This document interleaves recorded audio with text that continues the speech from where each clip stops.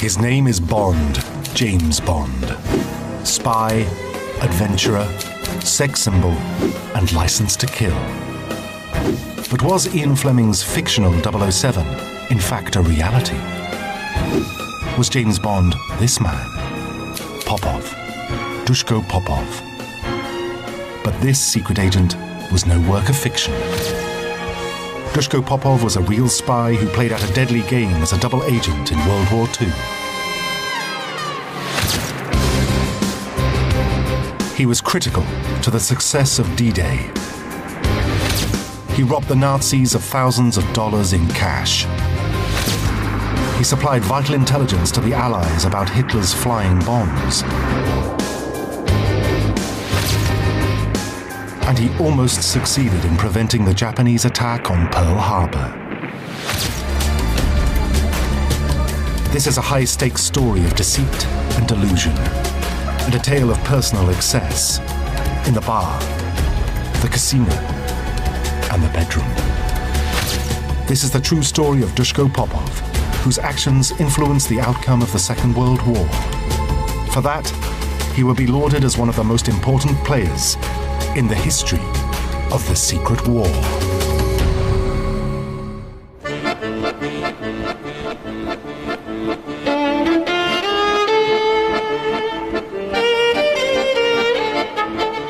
Duško Popov grew up in one of Europe's most beautiful cities, Dubrovnik, in Croatia, then part of Yugoslavia.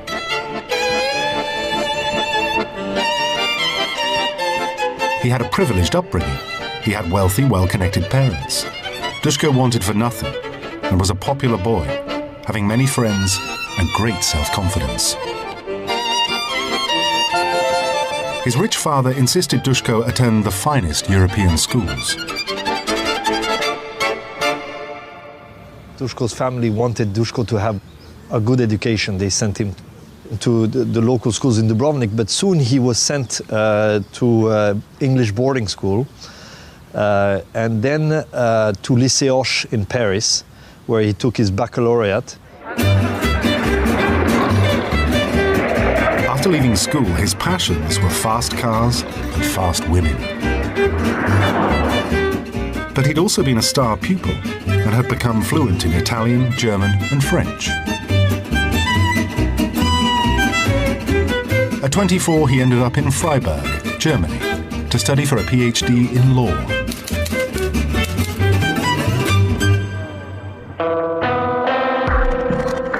It was here that he met a young man from Hamburg, Johann Jebsen. Popov called him Johnny. Johnny was a similarly aristocratic, similarly well-connected, similarly wealthy German come Dane. I think he was half Danish, half German. And they became very close friends. It was the beginning of a friendship that would lead them both down roads they could never have dreamed of.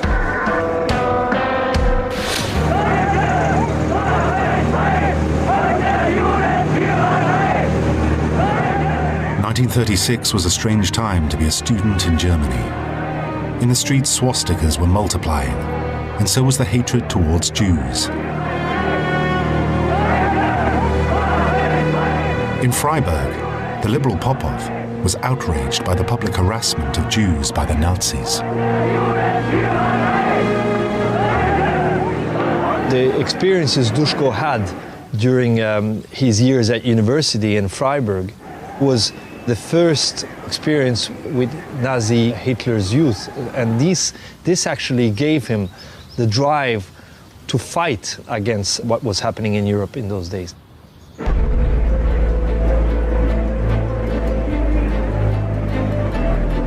Popov and Jebsen often defied Nazi rules and drank coffee in Jewish-owned cafes.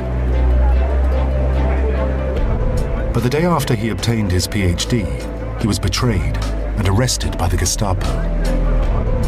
Jebsen alerted Duško's father, who made use of his contacts in the Yugoslav government.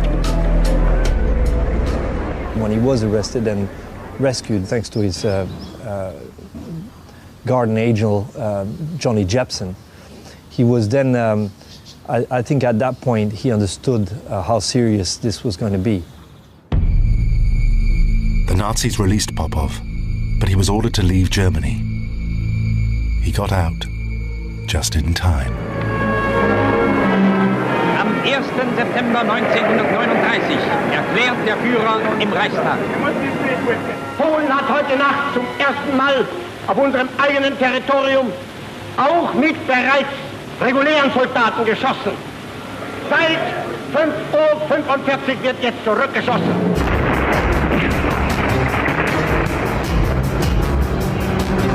In September 1939, Germany invaded Poland.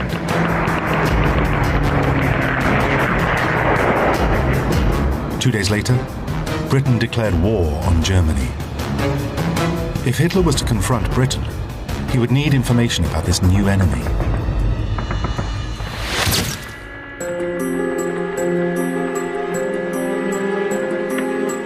He turned to his intelligence-gathering organization, the Abwehr. They already had a small network of secret agents in Europe, but they needed more and began a recruitment drive. It would lead them to Duško Popov.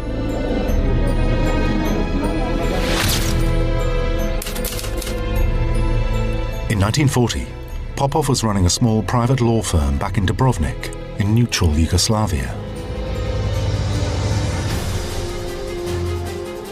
On the 4th of February, he received a telegram from his old friend Johnny Jebsen, asking if they could meet urgently in Belgrade.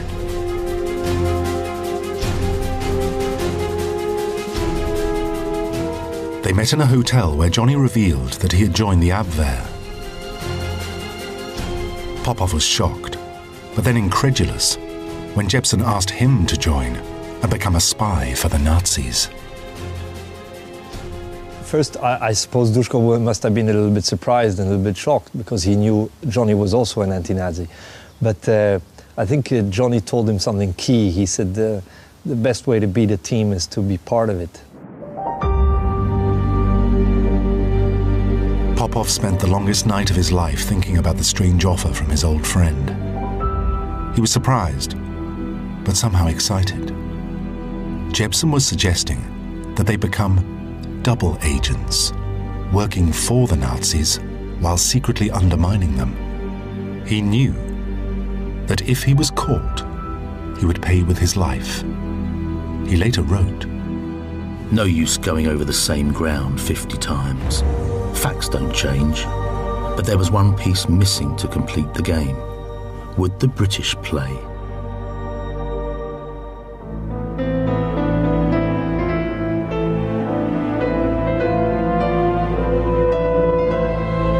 So the next morning, he went to the British Embassy in Belgrade and offered them his services. They sent him to the British Passport Office, which was in reality the headquarters for British military intelligence, MI6. MI6 spent 2 days vetting Popov and then accepted his offer. He called Johnny Jebsen and told him he was ready to play the game. Duško Popov, double agent, was born. Codename Ivan for the Germans, codename Tricycle for the British.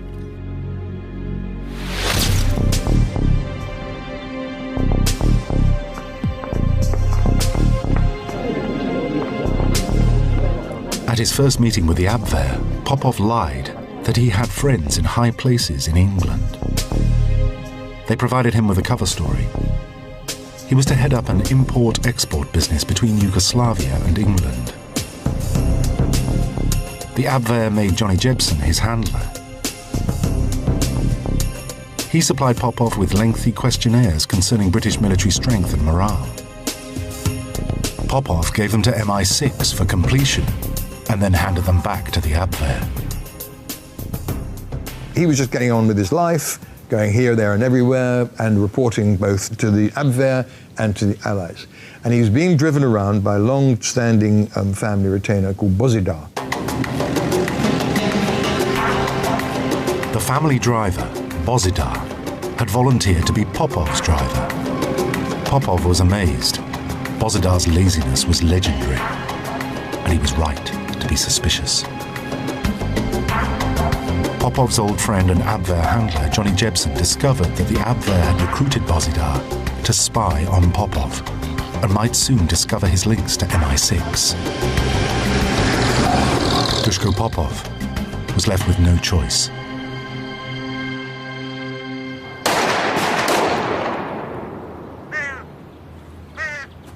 Two days later, Bozidar was found shot dead near railway warehouses in Belgrade. If you consider this, firstly in retrospect and in the cold light of day, I mean, it was a brutal, cold-blooded killing, and it doesn't really sort of fit very well into what we know about Duško, who was not inherently violent individual. I mean, he much preferred taking girls out than getting involved in fights.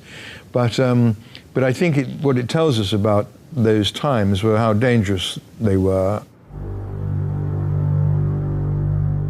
The police concluded that Bozidar had been killed in a bungled robbery. Popov had got away with it. As Duško got more and more confident, and as he began to win the confidence of his German handlers, they were more and more interested in using him more extensively. And they decided that they would send him to London, where they had a very small network of spies, but they thought somebody like Duško could build up a larger network. And the first process in that was a stop-off in Lisbon.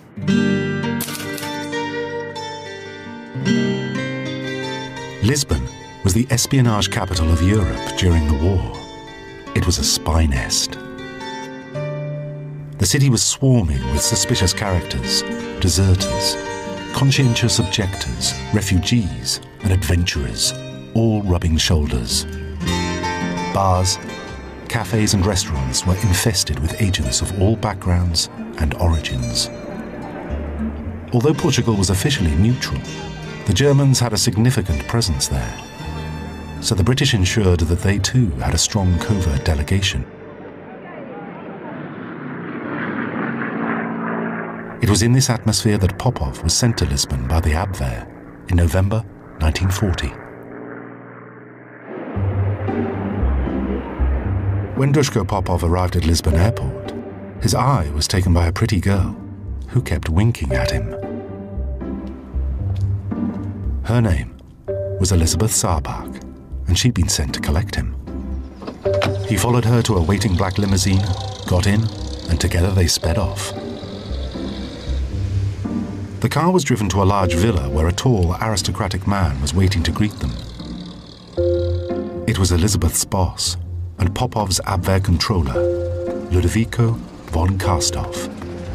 Real name, Ludwig Kramer von Auenrode. Popov instinctively liked von Karstoff, who shared his fondness for the company of women, and took him under his wing. They became friendly quite easily. They shared the same love of life and freedom. So Lisbon was a good setting for Duško. They got on fantastically well together. They were very friendly. And so then Duško was given in Lisbon his instructions, what he had to do when he got to London, what information he was supposed to find out, what contacts he was supposed to make, etc., etc.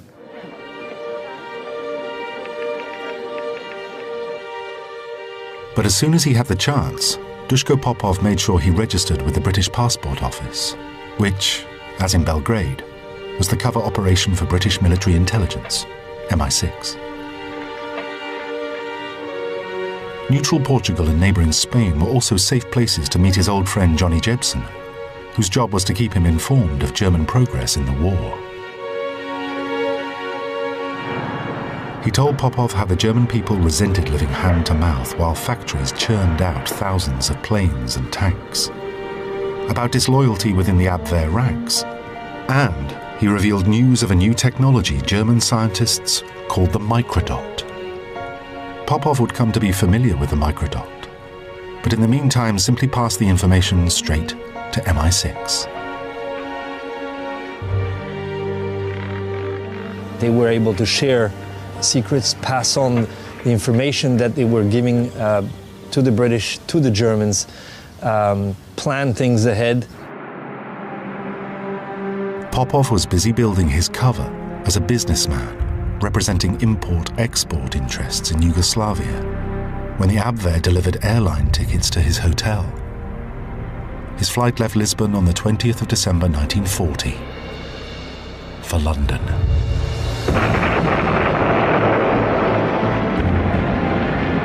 Hitler's Luftwaffe were trying to bomb the British into submission. But while the Blitz was the most visible sign of the war, the Abwehr were secretly laying the foundations for occupation. And Popov was key to the strategy. They instructed him to find out if there were influential Nazi sympathizers in Britain who they could use to support an invasion. Popov realized that this was the opportunity he'd been waiting for. He would look the British in the eye and tell them how he could help them win the war.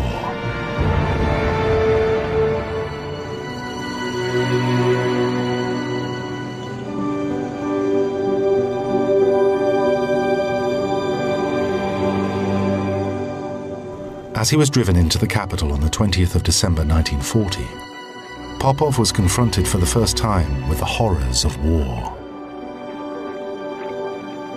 As he watched the city burn and the people bury their dead, it only reinforced his commitment to the cause. He wrote, "If I had any doubts, moral or ethical, about what I was doing, they vanished when I experienced the Blitz at first hand and how the British were standing up to it."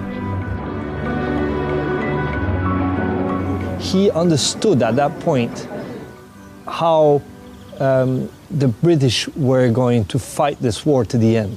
And he was going to participate and he was going to be part of the effort to beat Nazi Germany. His car pulled up at the Savoy Hotel on the Strand, where he was greeted by a smartly dressed man.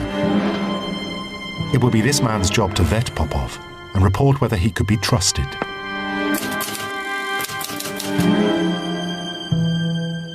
He was met by a marvellous individual called Tar Robertson, T.A. Robertson, who was running something called the Double X Committee, which was double X, double cross.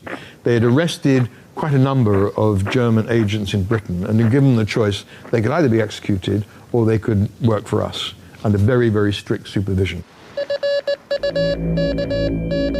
MI6 in Lisbon and Belgrade had already briefed Robertson and the Double Cross Committee about Popov. Even so, there were many on the committee who didn't trust him. He could be working for the Germans. The committee were not prepared to take any chances. There were still some dissenters who said, no, we mustn't trust this man. But eventually Tar Robertson said, no, let's go with him, let's see how it works out. And of course, it took a long time for him to really get everybody's confidence. Popov had passed his first test. Tar Robertson knew that he had the potential to become the Double Cross Committee's most valuable agent. He had neutral nationality, could travel freely all over Europe, and had the trust of the Abwehr. He threw himself body and soul into working with the British. In turn, they trained him in the arts of spycraft,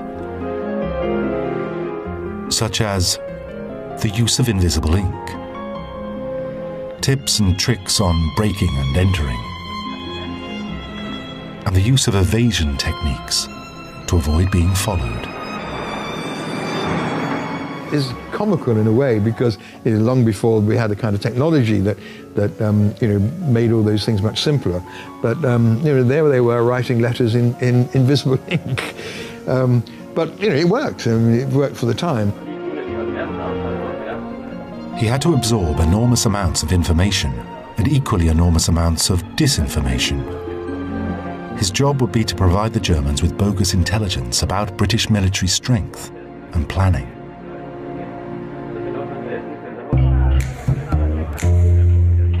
On New Year's Eve 1940, Popov was invited to a society party given at the home of Major General Stuart Mingus, the head of MI6, known as C.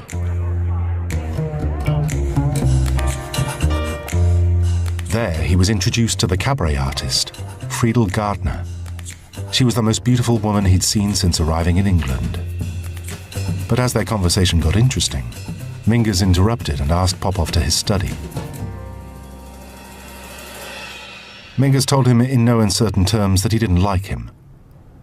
But he had the makings of a very good spy.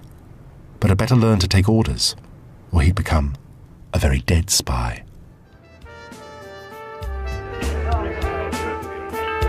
Popov left the party contemplating Mingus' words, but dreaming about Friedel Gardner's eyes. He would meet her again very soon.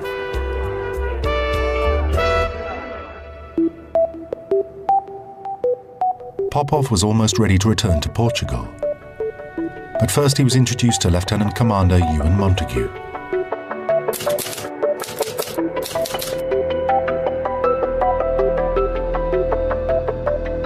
It was his job to assemble a cover story that would convince the Germans that Popov had used his time in England well. Montague made sure Popov met several military officers and high-ranking civil servants that would show the Abwehr he was plugged into the highest quality sources. To enhance his credibility still further, he gave him the names of 3 lords whom the British already knew were sympathetic to the Nazis.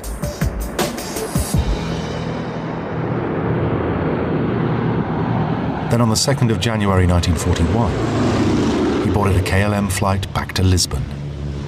It was the beginning of the deadliest of spy games.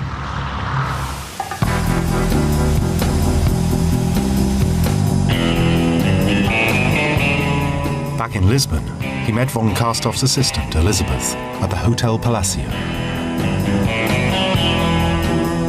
He checked in, dressed for dinner, then made his way to the casino, and in particular, the roulette table. There he waited for Elizabeth to play 3 numbers. The numbers revealed the date and the time of his next meeting with von Karstov.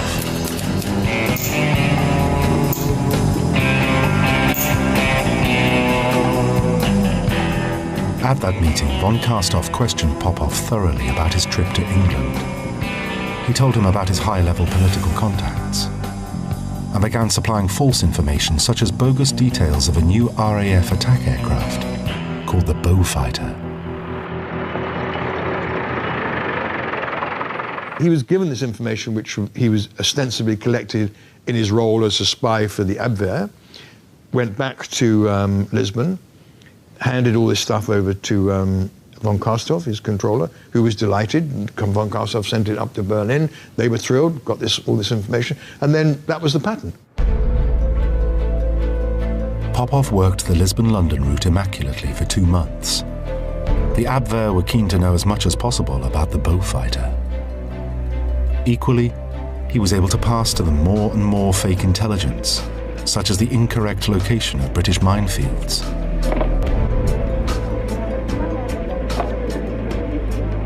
He was given a chart showing where there were minefields in the English Channel, which were in the wrong place. So anything that would confuse the Germans or make them confused about what was happening in Britain. It was just an extraordinarily complicated game of bluff and double bluff. They were trying to create a picture in the minds of the German. Of the mind of the Germans of what was happening in Britain, but it wasn't precisely what was happening. To alleviate the unquestionable stress, Popov also made sure he made time to let his hair down. When in Lisbon, he had the companionship of a shapely Brazilian blonde called Maria Helera. When in London, he was on everyone's A-list. Here's an extract from his diary from 1 week in February 1941. Evening cocktails, American bar, Savoy. Dinner at Mirabelle. Met at Mayfair Lounge. Dinner at Claridge's. Dined in an out club. His hectic social life alarmed his superiors, so they arranged for an old flame to make contact. He didn't know that Friedel Gardner was also working for MI6, but they knew this agent they called Gelatine would be perfect at keeping Dushko occupied. Popov would find her company stimulating.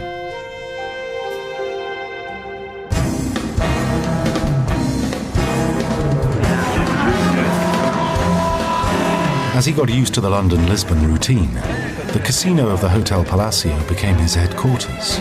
And it was here that the James Bond legend was born. A British agent, ordered to keep an eye on Popov, witnessed much of his behavior at the casino bar and at the baccarat table. The agent was Ian Fleming.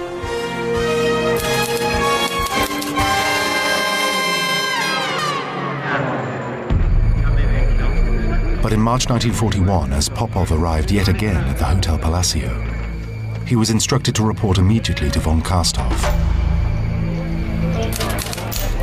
Had he been discovered? He arrived at von Karstoff's villa and was standing looking out through the French windows, and von Karstoff entered the room silently and said to him, "Don't move, don't turn around." And he thought, this is it, I'm done. And he leaned up and into his pocket to take his gun out, and he saw in the reflection of the French windows that von Karstoff was standing behind him with a pet monkey on his shoulder. Popov hadn't been rumbled after all. But von Karstoff gave him some terrible news. Neutral Yugoslavia had been bombed and then invaded by Germany. Rechts und links der Straßen die Trümmer einer geschlagenen Armee.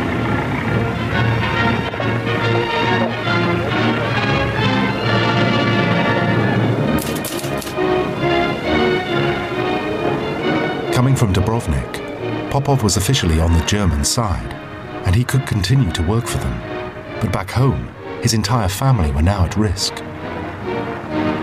He was in little doubt that if he was exposed, the Gestapo would have no pity on them. And then von Karstoff told him of new orders from Berlin. Hitler was making plans to go to war with America. He instructed the Abwehr to gather information about the United States and was keen to establish a new network of spies there. Von Karstoff told Popov that he'd been selected to lead that mission. This was greeted with dismay by the Double X Committee in London, because Popov was a very valuable asset for them, because he was the only agent who had direct face-to-face contact with the Germans. But Popov had an idea. The next time he was in London, he explained to the Double Cross Committee how he could turn the trip to the United States to their advantage. Popov had already convinced the Abwehr that he had a bogus network of agents operating in Britain. He told them he'd been paying them out of his own pocket. Here at the Double Cross Committee's HQ, he told them he'd convinced the Abwehr to take on the costs themselves. Popov would then launder the money in the United States and reroute it to MI6. The Abwehr would be paying cash straight into MI6 coffers. The Double Cross Committee were amazed at the simplicity of the idea they called Plan Midas.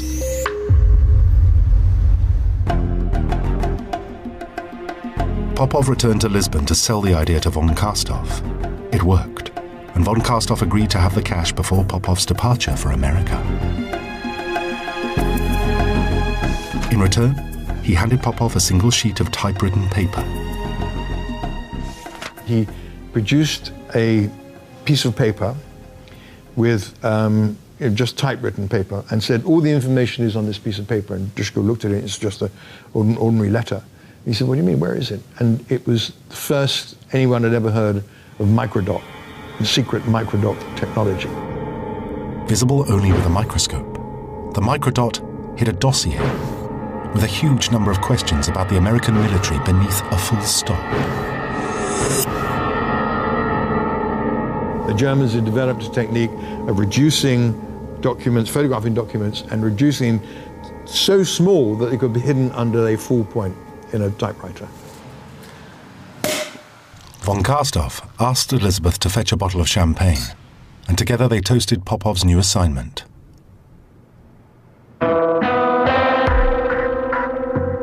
Before leaving for the USA, Popov contacted his old friend Johnny Jebsen one last time. Jebsen told him something intriguing. He had been asked by the Abwehr on behalf of their allies, the Japanese, to go to the port of Taranto in Italy and find out why a recent British airstrike had been such a success.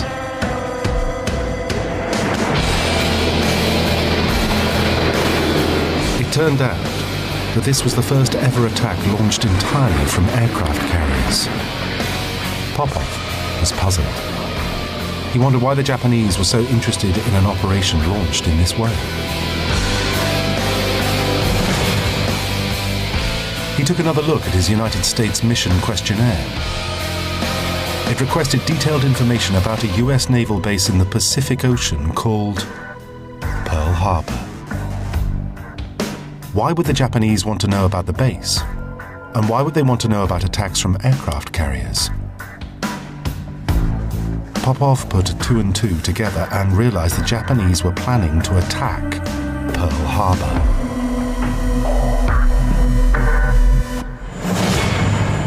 There was now real urgency about Duško Popov's trip to America.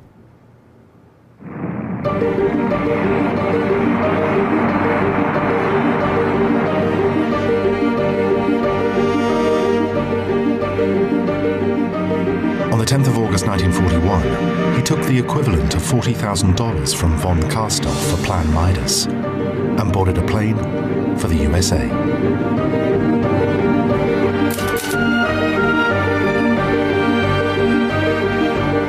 When he landed, he went straight to the headquarters of the FBI. They'd been told by the British that Popov was on his way, but they were not at all welcoming. At the time, the FBI was headed by the formidable J. Edgar Hoover, who considered himself to be above the law and trusted few people, particularly foreigners. There is nothing mysterious about the manner in which the Federal Bureau of Investigation works. Its formula is a simple one: intensive training, carefully investigated and highly efficient personnel, plus rigid requirements in regard to conduct, intelligence, and integrity.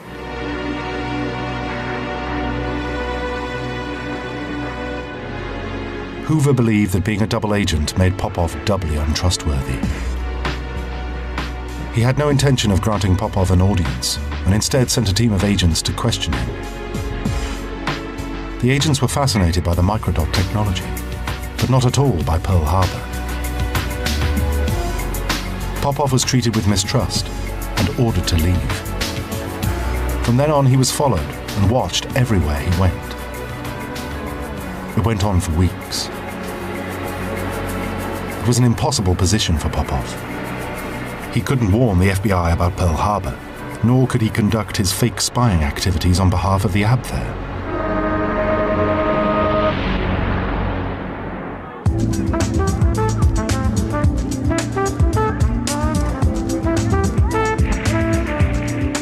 To take his mind off the FBI, he got on a plane and headed for the fashionable ski slopes of Sun Valley. I skied from early morning to dark. It didn't work. My nights passed in a blur of alcohol and sex. But it was easier to grin in company than to sob alone in New York.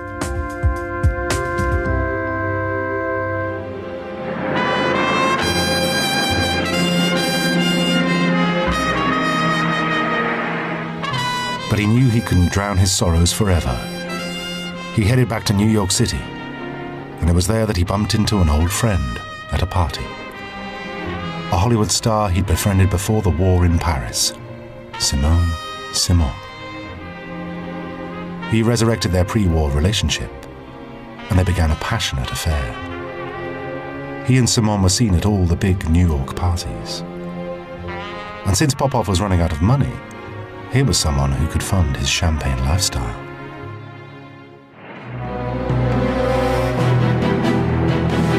Then out of the blue, the FBI contacted Popov. Hoover wanted to see him. Had his message about Pearl Harbor got through after all? On the 24th of September, Duško Popov walked back into the FBI offices in New York City. He was escorted to a small back office, Hoover was seated at a desk. He didn't get up. There were no introductions and no preliminaries. Hoover ordered Popov to sit down and began to rant, pounding the desk with his fist as he attacked Popov's reputation. Hoover was an extraordinary character in many ways, probably homosexual, hated foreigners, hated in particular Dushko, hated playboys, hated everything about Dushko. Hoover told him to leave his office, but Popov refused. He lit a cigarette and began a spirited defense of his position, describing the microdot questionnaire, and warned him of the plot to attack Pearl Harbor. Hoover accused him of being a German agent, saying, "You're begging for information to sell to your German friends so you can make money and be a playboy." Popov, seething with rage, tried to defend himself. But Hoover had heard enough, telling Popov, "Are you trying to teach me my job?" As Popov got to his feet, he snapped, "I don't think anyone could teach you anything." He stormed out of the office and slammed the door. I walked away from the FBI building with a knot in my stomach. Hoover acted as though it were his divine right to fabricate whatever tale he pleased.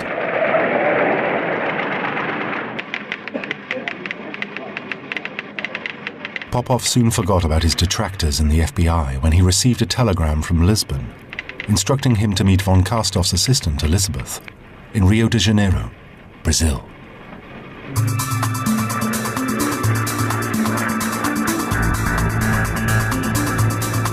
Popov flew to Rio at the end of October and began many days of meetings with Elizabeth and Abwehr agents. They weren't concerned that Popov had made no contact with his German handlers in Lisbon and no progress on the Pearl Harbor questionnaire. They simply gave him new instructions and a new questionnaire, hidden beneath a microdot. His mission? To investigate why the Americans were so keen to find sources of uranium ore in South America. He had no idea that both the Americans and Germans were in a race to produce nuclear weapons.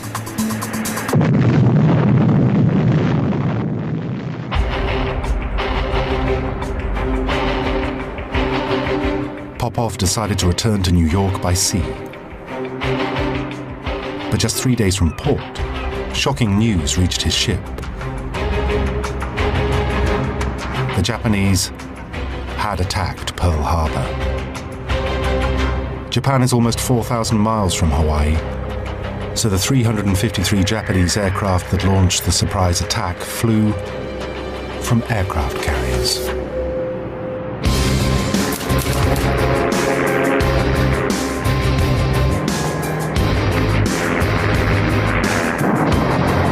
Twelve US warships were sunk.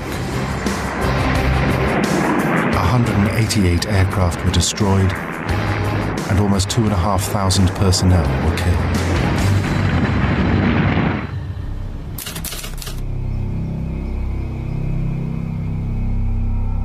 But Popov would have even more to worry about. In Bletchley Park, England, British intelligence had cracked the top-secret code the Germans were using to communicate.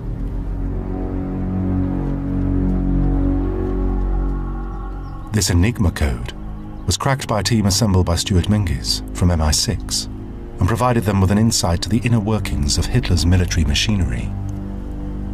And now codebreakers received chatter about Popov from the Abwehr.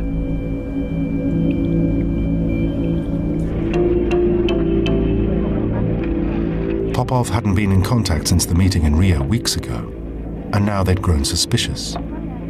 They were questioning his loyalty. But the British couldn't alert Popov for risk of revealing their code-breaking operation. So they allowed him to return to Portugal and face the music. When he returned to Lisbon, he was surprised to find that von Kastov had been joined by another Abwehr controller. Together they questioned him on his mission. Why hadn't he carried out any of the tasks they'd requested? But he kept supremely calm, telling them all manner of stories to explain his inactivity in the United States. Had the Germans believed him?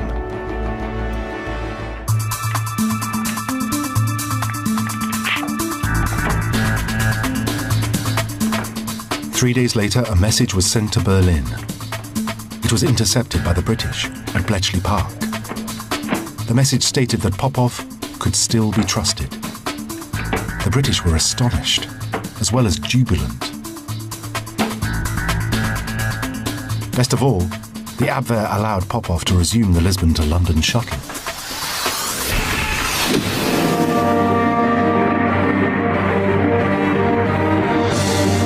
He'd not been back for 2 years, but London was a vastly different place to the one he'd known in the winter of 1940. Despite the battering the city had endured at the hands of the Luftwaffe, Londoners were cheerful and optimistic. The tide of the war was turning.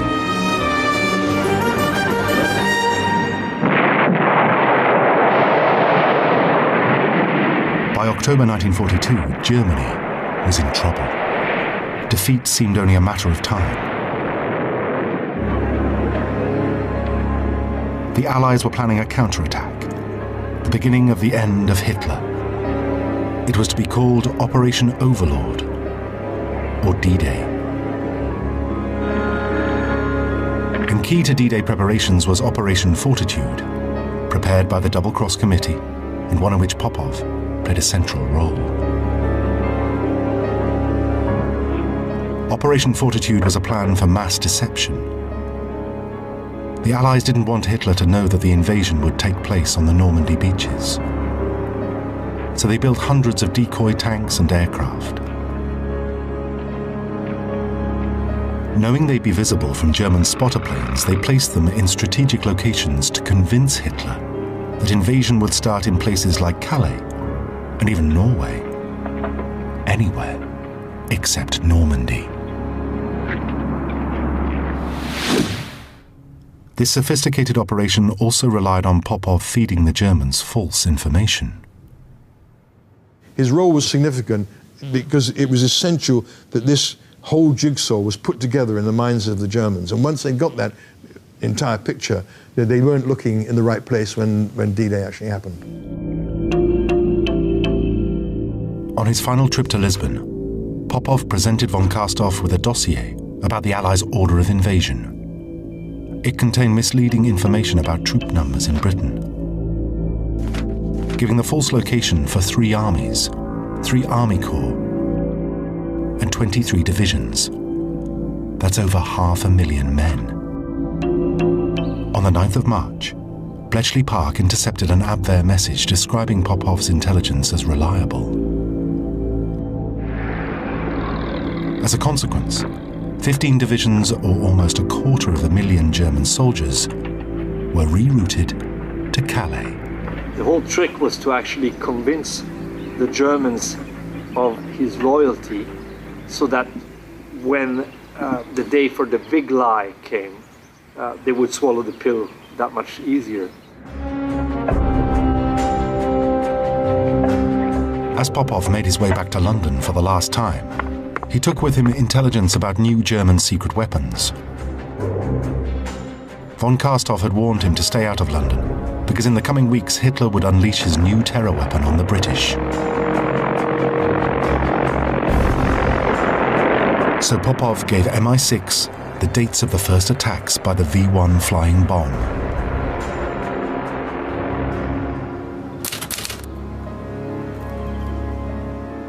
But then, with Operation Overlord just 5 weeks away, some disturbing news reached Bletchley Park. Popov's friend Johnny Jebsen had been kidnapped in Lisbon by the Gestapo, who were investigating his finances. The Double Cross Committee were concerned that Jebsen might blow Popov's cover and jeopardize the deception plan for the Normandy landings. But it was too late to postpone D-Day.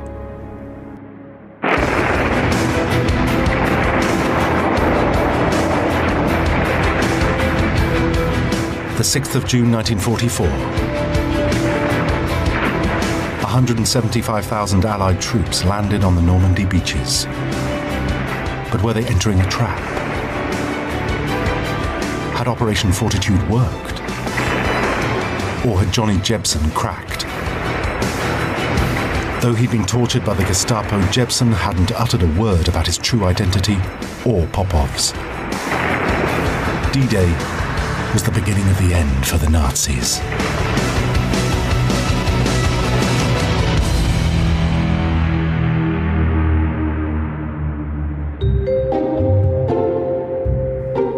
In London, Popov was invited to a celebratory dinner where he was given the seat of honour.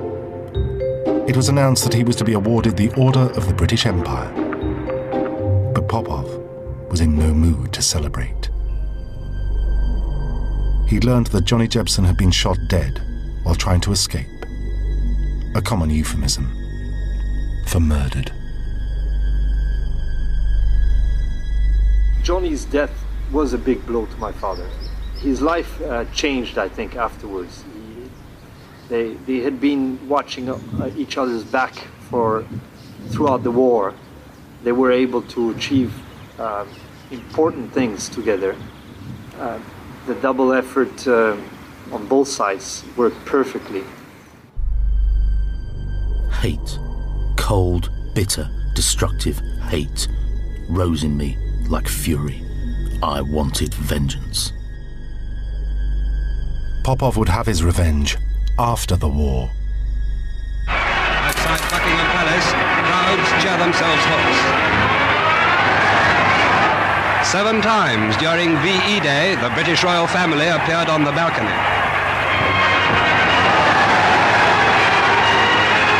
And the people below were the people of Britain, a people who for 5.5 long years had suffered under the bombs and guns of Nazi Germany.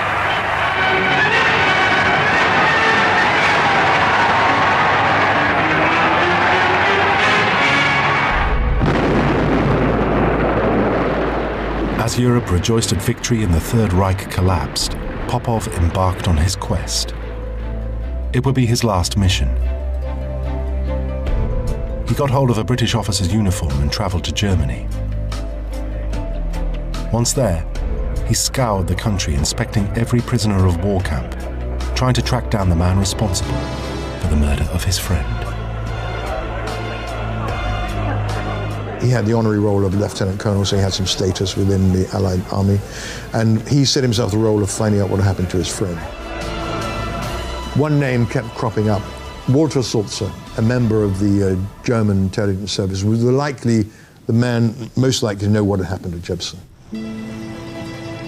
Sulzer had been commandant of the camp where Jebsen had been killed. In Popov's eyes, he was Johnny's murderer. He tracked him down to the northern town of Minden. There was no one home at the address Popov had been given, so he broke into the house and waited.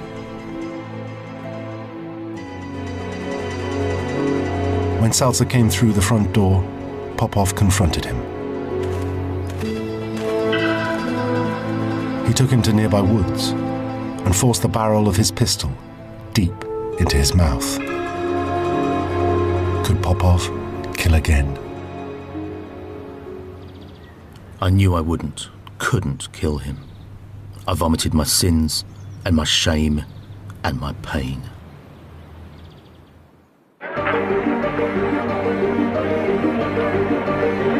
Dushko Popov started the war a wealthy playboy, incorrigible womanizer, and dedicated gambler. He ended it as one of Germany's most trusted spies and one of Britain's most successful double agents. He fed the Germans a constant stream of doctored military intelligence. His Midas plan drained the Abwehr of $85,000, over $2 million in today's money, and almost the entire cost of running the double-cross committee.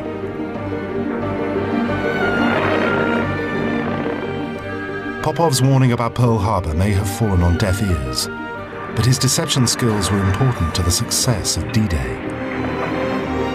What Dushko Popov achieved during the war was to constantly befog the minds of German intelligence.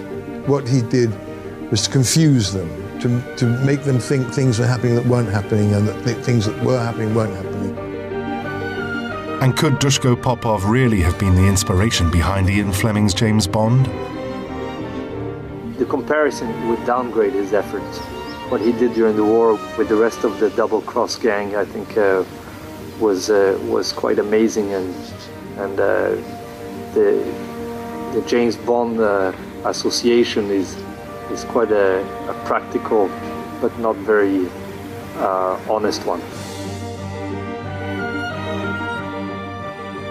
When he returned to Britain after his attempt to avenge Johnny Jebsen's murder, Duško Popov was granted British citizenship and awarded his OBE.